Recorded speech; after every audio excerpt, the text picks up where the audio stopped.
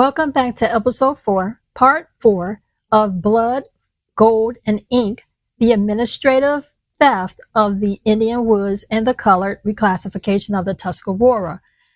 We are going to recap about the analysis of column 33 in the 1900 Special Indian Census, which reveals that hundreds of families in Robeson County townships were recorded as full-blood Indians, which meant on the census it had a 0 for white blood, meaning no white blood. And this was written in by federal enumerators. So that means when you look at the census of the 1900 Special Indian Census in column 33, you're going to look for the number 0, 1, 2, or 3. 0 placed in column 33 means that that person or your ancestor or whoever you are researching was a full-blood Indian. That means they had 0 white blood, and this was documented by the federal enumerators. Now, simultaneously, North Carolina state records often labeled these same individuals as mulatto or Negro, effectively reclassifying their identity and impacting sovereign treaty rights.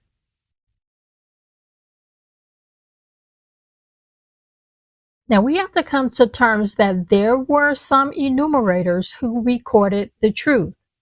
Now, in the Robeson County districts, where the dark-skinned Tuscarora and Siouan families were most concentrated, 3 names stand out as the gatekeepers who preserved the full-blooded record. Frank A. Previtt of District 107 Thompson Township was one of those persons. Previtt was responsible for the area containing many of the Brave Boy, the Locklear, and the Oxendine clans. He recorded hundreds of individuals as Indian with 0 white blood. His willingness to look into the specific names of the 1900 federal enumerators who actually allowed these families to record 0 despite the state's pressure. Then we have, who is it? William W. Graham. But before I get into that or get into discussing William Graham, remember that when they recorded that 0, that provided the federal evidence that these families were not mixed, but were an intact indigenous population.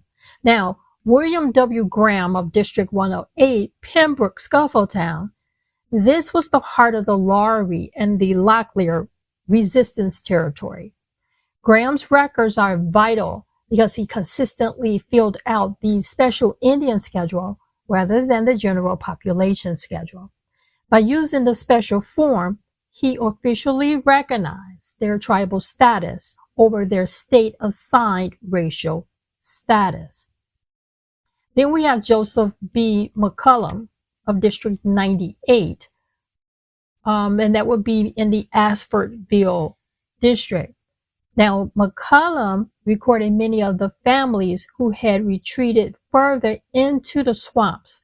His sheets, which would be the censuses, shows a clear distinction between the white neighbors and the 0 blood quantum Indians and their households, refusing to use the mulatto label favored by the state at the time. Now let's see what that does for state law. Now, the enumerator's discretion versus state law. Now, the reason these names matter is that the Bureau of the Census instructions gave enumerators the power to observe or inquire. Now, the Act of Defiance. While North Carolina state law and later the Racial Integrity Act demanded that anyone with a trace of non-white blood be labeled colored, these enumerators chose to honor the matrilineal identity of the families. Now, there's a federal loophole, and because they were federal employees, They were not strictly bound by state paper genocide statutes. This created a dual reality. A person could be a mulatto on a North Carolina marriage license, but a full-blood Indian in the 1900 federal census. Now, how does this connect to the $5 tribe? This is how you prove it. You prove the $5 Indian fraud and that was a government-sanctioned swap. Now, while Previtt and Graham were recording real zero blood quantum, Tuscarora descendants in the South for free, the government was simultaneously allowing white settlers in Oklahoma to buy their way onto the Dawes rolls. The real ones were being papered over at the state level, while the fake ones were being papered in at the federal level.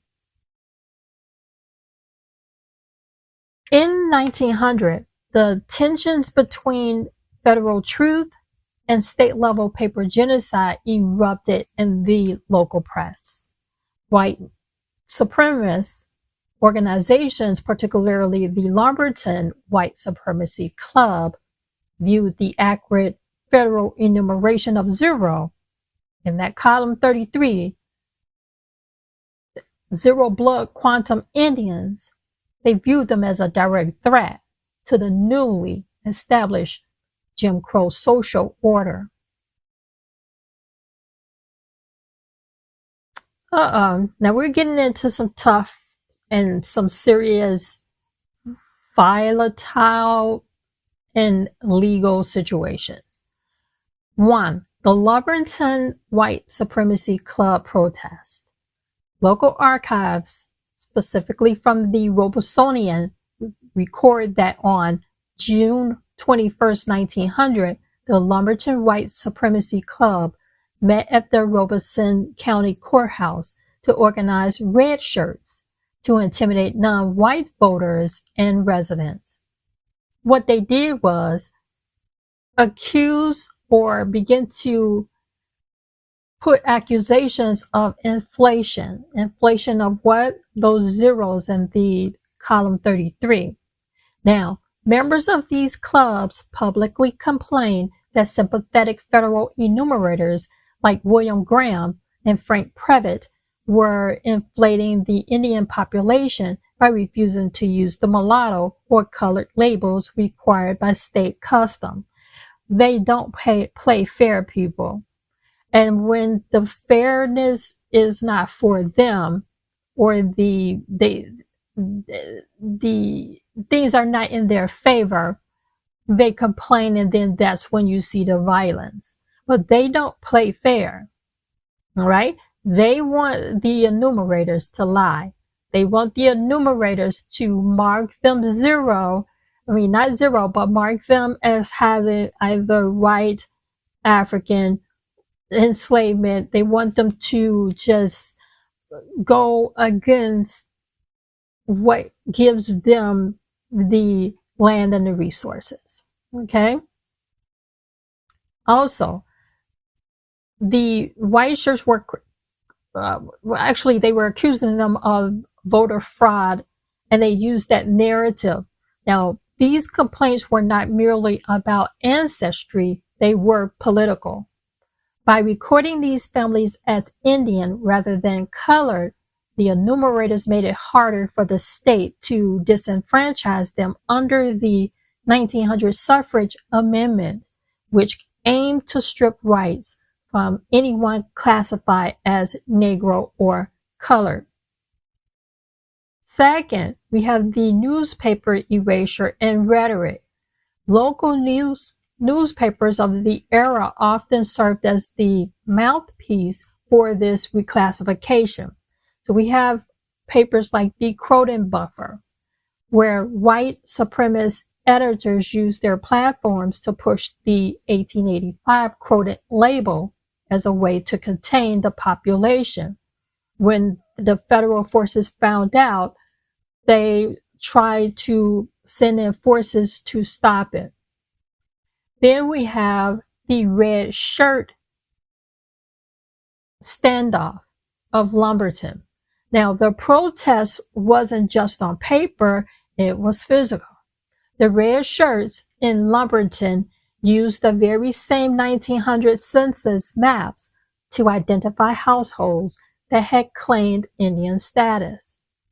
The message that they were trying to send, that if an enumerator recorded a family as Indian, the red shirts will often visit those neighborhoods to correct the perception of who was in charge.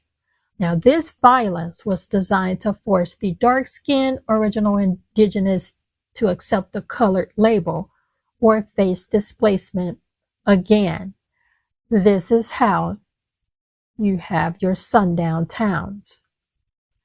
They needed an angry, violent force to stop the Indian, which is who? The black or the dark-skinned individual, from returning back to claim their land. Thus, the purpose of sundown towns. Now, this era shows that the state's reclassification was not an accident. It was a coordinated counterinsurgency against the families who had successfully used federal forms to tell the truth.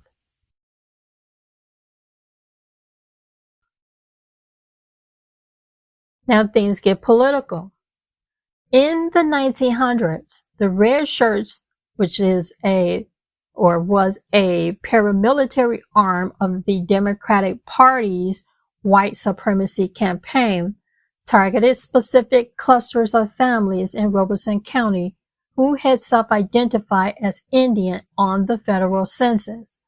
These families were viewed as a political threat because their refusal to accept the colored label challenged the state's plan to strip all non-whites of their voting rights, not non-Indians, non-whites of their voting rights via the 1900 suffrage amendment. Now, how do they do this? We're going to get into the Scuffletown Resistance Hub.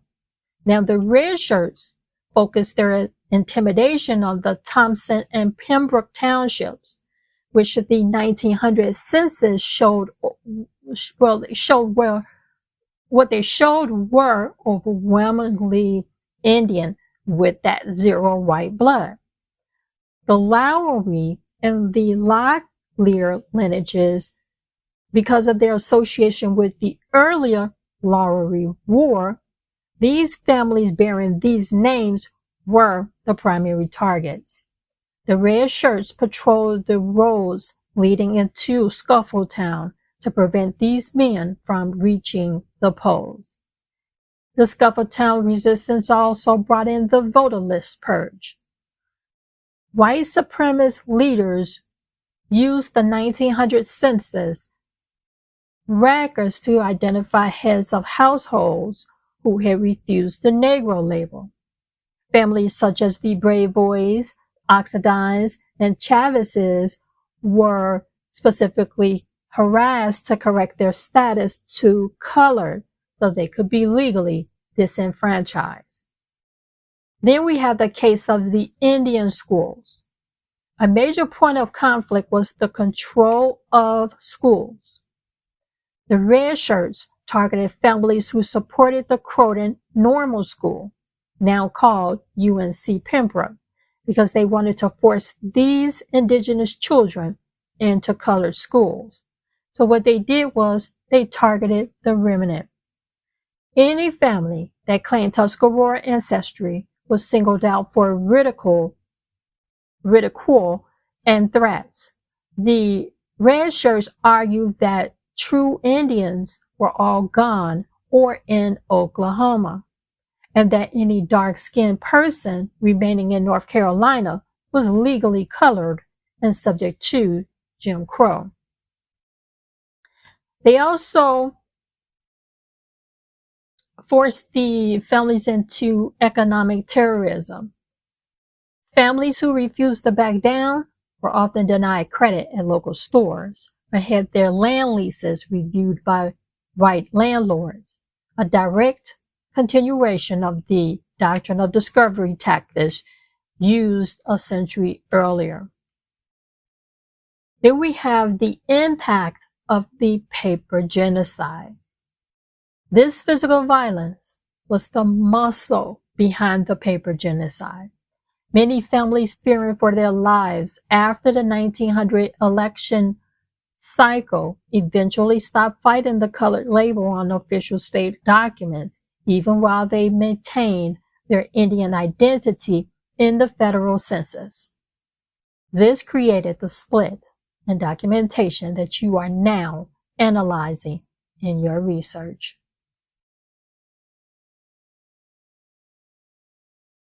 Now let's examine the 1920 Plecker style, which is the correspondence where North Carolina officials began sharing tactics with Virginia to permanently fix these Robeson County families as Negro on all future records. So that trumps the argument that the Virginia Indians were the only ones that were reclassified. It happened state to state. Now, in the early 1920s, Virginia Registrar Walter Plecker corresponded with North Carolina officials to share tactics for classifying specific Robeson County families, including the Locklear, Lowry, and Chavez lineages, as Negro rather than Indian on official records. This effort aimed to use the 1924 Racial Integrity Act to retroactively change classifications and eliminate the Indian category, which officials viewed as a loophole for mongrelization.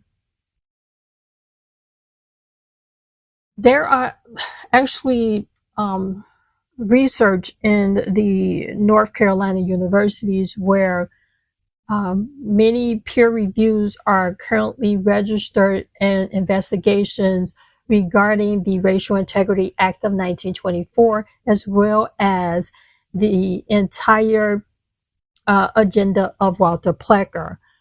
They investigated his racism, the unlawfulness. They pointed out the reclassification on census papers and the damage it did to those at the time, and which would be ancestors of today's reclassified, quote, African, unquote, Americans, or, quote, Black, unquote, Americans. Then we have the linguistic shift. Hodge notes that the Tuscarora language, the Tuscaroran, was the most difficult and modified of the Iroquois languages or tongues. This supports your research into the ancient linguistic connections. As the handbook admits, the Tuscarora sounds were ancient and distinct from the other 5 nations, suggesting a longer, deeper history in the South before they were moved north.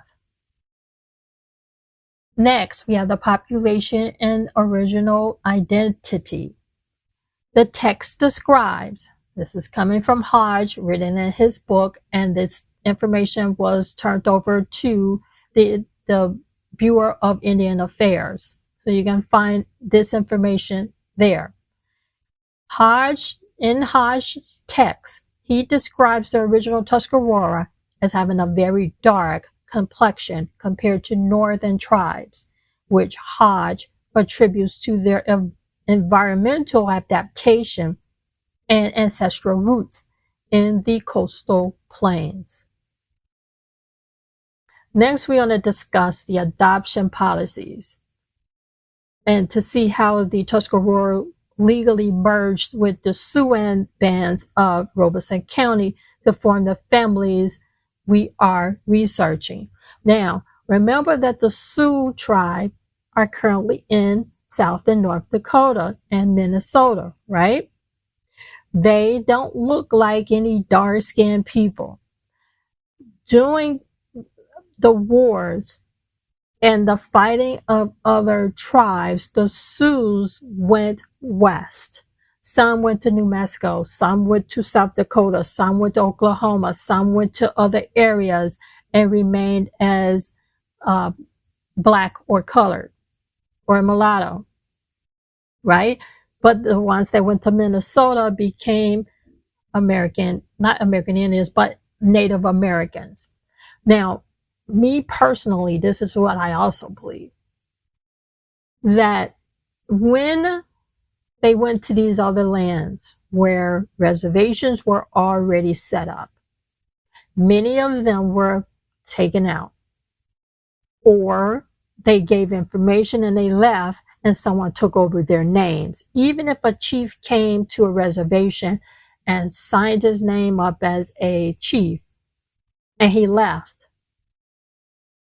someone took over his name and they then got those treaty reparations or treaty promises that the agency systems were giving based on what the government said they should have.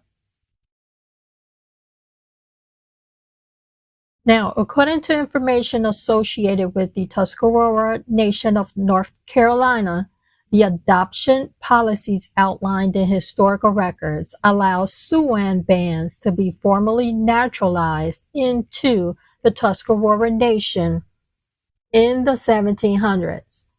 This process, governed by matrilineal clans under the Haudenosaunee law, granted families adopted full membership, replacing lineages lost to war or disease, and forming the basis for the modern tribe in Robeson County following the migration of a southern remnant that they allowed in the tribe. So if you did not go to the reservation, if you did not continue the documentation, as you can see, whoever showed up were giving those titles. Now, the Sioux definitely received recognition. However, the Tuscarora didn't. They most recently got it in the year 2000, a couple of years ago. All right? So that lets you know, how could the Sioux, it gives you something to think about, how could the Sioux get recognition and not the Tuscarora? The Sioux today look nothing like the Tuscarora that have zero white blood, white DNA. All right? Now, there's four sites that you can view to get the history of the Tuscarora Nation of North Carolina of 1717 on June 7th, where there's a treaty signed by Governor Charles Eden, which provided a 10-mile long, 40,000 acre reservation to King Tom Blunt. This is recorded by the Nation of North Carolina Lumbee Indians in the North Carolinapedia. There's also archaeological research reported by Stanley Nick in 1988, which established that the land that makes up Robeson County has been inhabited by the Tuscarora. This is found in the North Carolinapedia as well. Now, from 1585 to the 1700s, the Bureau of Indian Affairs on page 1 of chapter 1 states from 1585 to the 1700s, during the 18th century, following the Tuscarora War, that Tom Blunt, the king sachem of the Tuscarora, was given land. Now let's jump back to the Hodges Handbook of American Indians North of Mexico, Volume 1, page 10, which details that the adoption policy as a formal, legal mechanism of naturalization used by Iroquois nations like the Tuscarora. This was not a casual blending. It was a sovereign law used to maintain the zero blood quantum lineage by absorbing others, indigenous groups, into the tribe while the state was attempting to reclassify everyone as colored. This organized into paper genocide.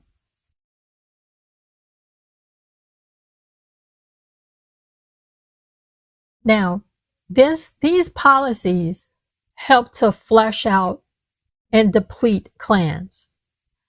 It was a replacement of lineage. Under matrilineal law, an adopted person or an entire band became the legal replacement for a deceased clan member. They look on the name, they took on the clan and the rights of the original Tuscarora lineage. The naturalization process, Hodge notes that once a band was adopted, they were no longer considered aliens or outsiders. They were legally and spiritually Tuscarora. This is how the Siouan-speaking Chera, the Kiowa, and the Croatan bands of Robeson County were formally integrated into the Tuscarora nations. Second, we're going to get into the merging with the Siouan bands. The southern remnants' shield was that families like the Lowrys, Locklears, and Chavises are the product of this legal merging. Now, while the state claimed they were mixed with Europeans or Africans, the handbook records that they were actually an amalgamation of indigenous nations. Tuscarora adopting the remnants of Siouan bands to survive. This is deep. Now, maintaining the dark-skin originality. Because these groups were all indigenous to the coastal plains and shared similar physical characteristics, the adoption preserved the original dark-skin appearance that the state later tried to label as mulatto or Negro to justify land theft. And then we have the role of the clan mother in adoption. Now, we go to page 10 of the handbook. Explicitly states that the power of adoption rested solely with the women, the clan mothers. We call this sovereign vetting, where a clan mother would choose to adopt a captive or a fleeing tribal person into the tribe of the Tuscaroras. All right? Now, to view cultural and political naturalization as race mixing, it would trigger the doctrine of discovery. And we're going to get into that. If you know, then you know. Welcome to my ancestors' voices, such an alignment. Welcome to my podcast with your host Lenora, better known as my history verified.